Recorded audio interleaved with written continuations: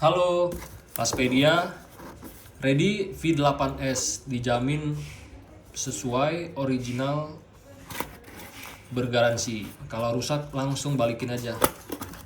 Ya, dalamnya ini isinya ada colokan kabel, ada 4. 1 2 3 4. Oke, kita taruh di sini. Ada 4. Dan di dalamnya ada busa, jadi aman, sangat aman di pengiriman ya. V8S.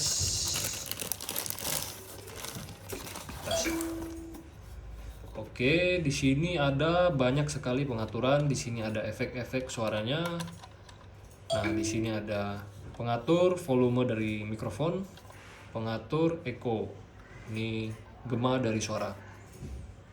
Nah, di sini ada pengaturan treble, bass, record, pengaturan musik, dan monitor. Ini monitor ya.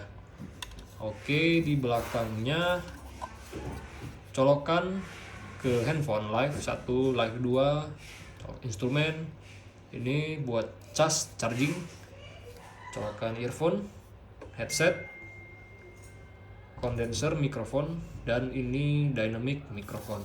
Nah, di sini bisa Bluetooth, nanti langsung kita connect ya ke HP, nanti kita coba. Dan di dalam ini ada baterainya, jadi tanpa dicolok pun nah bisa nyala gitu. Nah, bisa dicas nih, di dalamnya ada baterai, jadi tinggal dicas sampai penuh, bisa dipakai tanpa dicolok ke power. Oke, langsung kita coba aja ya.